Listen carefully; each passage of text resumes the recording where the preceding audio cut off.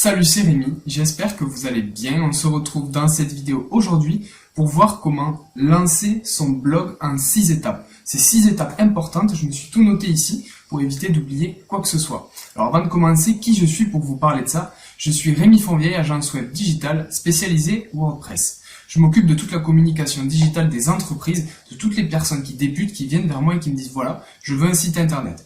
Peu importe sa demande, on trouvera une solution, que ça soit qu'on lui fasse son site internet avec mon équipe, qu'il le fasse lui-même, ou alors qu'il essaye de le faire lui-même et qu'il me prenne un pack, entre guillemets, d'heures de formation, que je puisse intervenir à un moment donné pour l'aider. Donc comment j'ai commencé? Moi j'ai commencé avec un blog étudiant, c'était mon tout premier site internet que j'ai fait seul. Pendant mes études, j'ai fait une licence en électronique, donc qui n'a rien à voir avec tout ça, à aucun moment j'ai appris à créer un site internet. Donc j'ai fait mon premier blog étudiant, j'ai vu que j'avais d'énormes retours, j'en ai encore aujourd'hui, j'ai encore reçu un email aujourd'hui d'un étudiant qui m'expliquait que voilà, il me remerciait par rapport à ce que j'avais fait, par rapport à ce que je lui avais envoyé par email, de manière automatique d'ailleurs. Et voilà, donc j'ai d'énormes retours, j'ai vendu des fiches de révision, et donc dans cette vidéo, je vais vous expliquer comment lancer son blog en 6 étapes toutes simples. La première étape, c'est tout d'abord de choisir son nom de domaine. Son nom de domaine, c'est quoi? Un nom de domaine, c'est tout simplement votre URL. Ça va être la propriété de domaine que vous allez associer à votre site internet. Par exemple, moi, en l'occurrence, je faisais une licence qui s'appelait EEA, pour électronique, électrotechnique et automatique. Donc, j'ai tout simplement pris le nom de domaine licence-eea.fr. À vous d'adapter votre blog en fonction de ce que vous voulez. Si par exemple, vous voulez créer un blog dans la nutrition, vous pouvez nommer votre blog nutrition-blogging.com, etc. Voilà, à vous de choisir le nom de domaine que vous souhaitez. Sachez également que vous pouvez choisir une extension de domaine particulière en fonction de vos goûts. Ou de vos objectifs d'ailleurs. Vous avez le .fr, vous avez le .com, vous avez le .org, vous avez le .fun, .airsoft, etc. Vous en avez énormément. Et l'extension de domaine que vous allez choisir va dépendre, le prix va dépendre de l'extension de domaine que vous allez choisir. Vous allez avoir des noms de domaine qui peuvent aller entre 1 euro jusqu'à plus de 50 000 euros en fonction de l'extension de domaine que vous allez choisir. Petite parenthèse, sachez également que les noms de domaine que vous allez choisir, il va y en avoir qui vont être disponibles, il y en a d'autres qui vont être transférables et d'autres indisponibles. Moi je vous conseille uniquement de ne pas vous casser la tête avec les noms de domaine qui soient transférables, il faut partir sur des noms de domaine qui soient disponibles. La deuxième étape, c'est de choisir son hébergement. Là, je vais aller beaucoup plus rapidement sur ça parce que quand vous allez prendre une offre de nom de domaine, votre registraire va obligatoirement vous proposer une offre d'hébergement complémentaire. Moi, je vous conseille de partir sur OVH. Vous prenez l'offre, donc vous choisissez votre nom de domaine. Moi, je vous conseille d'en prendre deux toujours. .fr et .com pour éviter l'usurpation d'identité, pour éviter qu'on essaye de vous bloquer, de vous prendre votre idée de business, déjà. Faire une redirection de l'un vers l'autre, et ensuite de choisir l'hébergement qui me suffit d'OVH, je crois que c'est 2014 ou 2016, c'est largement suffisant et c'est vraiment pas cher du tout. Ensuite, installer WordPress, encore plus simple et encore plus rapide. Je vais pas vous expliquer comment installer WordPress manuellement, ça sert à rien.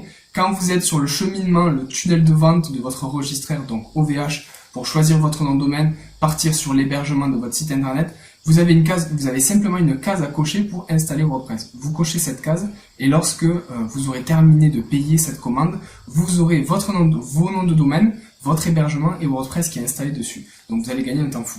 Ça, c'était la troisième étape. La quatrième étape, c'est de choisir son thème et ses extensions WordPress. Alors qu'est-ce que c'est que ce charabia?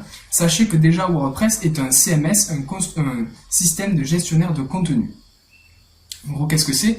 Pour vous simplifier les choses, c'est un tableau de bord qui va vous permettre de créer votre site internet et qui va vous permettre d'ajouter des fonctionnalités. Donc, le thème de votre site internet, ça va être tout simplement la tête de votre site internet. Par exemple, quand vous avez un ordinateur, on vous propose, c'est pas forcément le cas, mais ça pourrait être assimilable à ça. Quand vous avez un ordinateur, vous avez le choix entre Windows et Apple. Et vous voyez que l'architecture, la construction n'est pas la même. Le thème n'est pas le même. Ça peut être assimilable à ça. Donc vous choisissez votre thème, gratuit ou payant, vous en avez les deux, et ensuite vous choisissez les extensions que vous souhaitez. Moi je vous recommande pour le thème de partir sur Divi, qui est le constructeur de page et le thème WordPress numéro 1 dans le monde. il y a une communauté énorme. Moi, je fais tous mes sites internet avec Divi. Tout se passe très bien. La plupart des plugins, des extensions WordPress sont compatibles avec Divi. Donc, c'est un énorme atout. Donc, pour le thème, moi, je vous conseille de partir sur Divi. Pour les extensions, vous en avez plein. Donc, je ferai une vidéo vraiment beaucoup plus précise sur toutes les extensions que je recommande, pourquoi, des comparaisons, etc. Mais ça ne sera pas le sujet de cette vidéo. Ensuite, cinquième et avant-dernière étape, avoir des objectifs et un planning précis. Alors, effectivement, c'est très facile de lancer son blog. En moins de 20 minutes, on a ses noms de domaine, son hébergement, on a WordPress, on a choisi son thème et ses quelques extensions qu'on veut ajouter en faisant 2-3 recherches sur le net. Mais voilà, maintenant, ne vous dites pas que c'est terminé. Bien au contraire, même si vous avez votre site internet, votre blog, vous allez pouvoir lancer votre activité de blogging en ayant un planning et des objectifs bien précis. Essayez de le faire à la semaine, au mois et à l'année, que ça soit vraiment très précis. Par exemple, ce mois-ci, je veux publier 4 articles de blog. Et les 4 articles de blog seront tel sujet et tel sujet. Et pour le mois prochain, je vais faire ça, ça, ça et ça, etc. Essayez de planifier toutes les étapes pour que ça soit beaucoup plus clair dans vos têtes. Plus ça sera flou, moins vous avancerez. Sixième et dernière étape, qui est mettre en place une routine. Alors qu'est-ce que c'est? Une routine, c'est tout simplement une manière de s'organiser qu'on va répéter. Alors moi, la manière de s'organiser que je vous recommande en tant que blogueur que vous êtes, blogueur amateur que vous êtes, pour lancer votre activité de blogging, c'est d'avoir 5 étapes. 5 étapes, elles sont très très simples, mais il faut les utiliser pour avoir une stratégie qui soit pertinente et qui fonctionne. La première, c'est de faire une recherche de volume mensuel. Alors, qu'est-ce que c'est? En fait, vous allez avoir des idées d'articles de blog, vous allez pouvoir vous les noter, et vous allez vous dire, ok, ben moi j'ai bien envie de commencer par celui-là, c'est super facile, je m'y connais vachement. Très bien, très bonne idée. Par contre, est-ce que vous savez si ça intéresse du monde? Parce que ça sert à rien d'écrire des articles de blog pour écrire des articles de blog si ça intéresse personne. Moi, j'ai fait un tableur Excel absolument énorme et un Google Doc avec tout ce qu'il faut que je fasse, déjà au niveau planning, et en plus de ça, avec une colonne qui explique vraiment le volume de recherche mensuel. Je sais si ça intéresse du monde. Si mes articles et mes titres sont ici, sont dans ce tableur et dans cette feuille, c'est parce qu'ils intéressent du monde et qu'il faut que je les traite. Donc faites une recherche de volume mensuel. Ensuite, la deuxième étape, c'est la rédaction. Faites des articles de blog de minimum, grand minimum 1000 mots. J'entends encore des personnes qui me disent qu'il faut minimum 300 mots. Je suis pas forcément d'accord. Moi, je partirais sur entre 1000, 1200, ça commence à être pas mal. 1400, on commence à avoir une bonne vitesse de croisière. Ça, c'est mon conseil. Ensuite, on va parler d'optimisation et de publication. Pourquoi je les ai mis ensemble? L'optimisation de votre article de blog, ça passe par quoi? Ça passe par des liens entre d'autres articles de blog, ça passe par des illustrations, ça passe par le fait de mettre en gras certains mots-clés qu'on souhaite mettre en avant et valoriser. Ça passe par également mettre une image d'aperçu, une image de mise en avant, les métadescriptions, etc.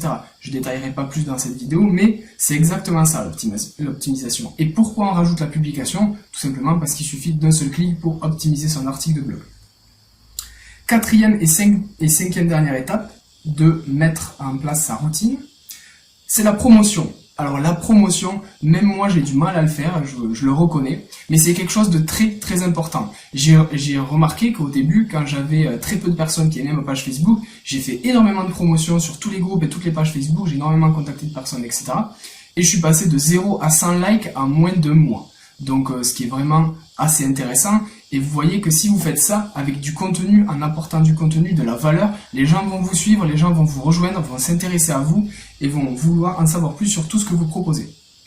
Donc faites la même chose. Dès que vous publiez un article de blog, vous en faites la promotion sur tous vos réseaux sociaux, mais également sur des groupes Facebook qui sont intéressés par ce que vous faites.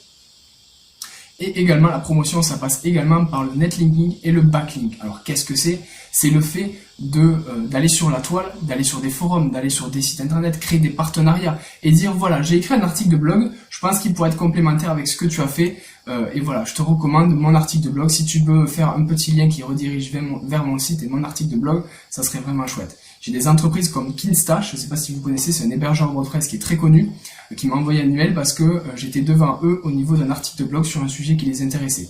Donc voilà, faites du backlink aussi, ça passe par la promotion.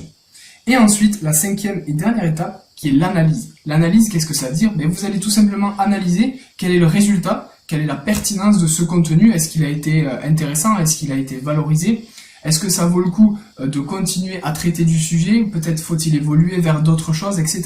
L'analyse est super importante et à mon avis, c'est ce qui va vous plaire le plus. Vous allez voir vos statistiques augmenter, vous allez voir qu'à un moment donné, vous allez avoir une petite chute parce que vous avez travaillé certaines choses. Enfin voilà, la partie analyse est très très importante.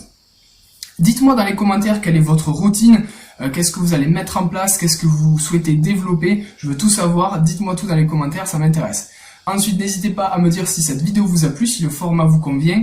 N'hésitez pas également à vous abonner à cette chaîne pour que je vous donne toutes les vidéos et tous les contenus, les tutos, les conseils que je vais apporter dans les semaines à venir. D'ailleurs, ne bougez pas.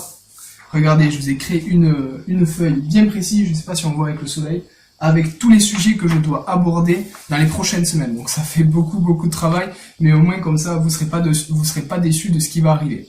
Si vous voulez aller encore plus loin qu'une simple petite vidéo, n'hésitez pas à aller dans la description de cette vidéo, vous cliquez sur le lien et vous allez atterrir sur une page, vous remplissez l'email, vous remplissez le champ pour l'email et vous allez recevoir une formation qui sera totalement gratuite sur le fait de créer son site internet et donc son blog, le fait d'avoir des visiteurs et des clients de manière automatique. Que ce soit vendre des formations, des prestations, des produits, je vous explique tout. On se retrouve de l'autre côté et à bientôt.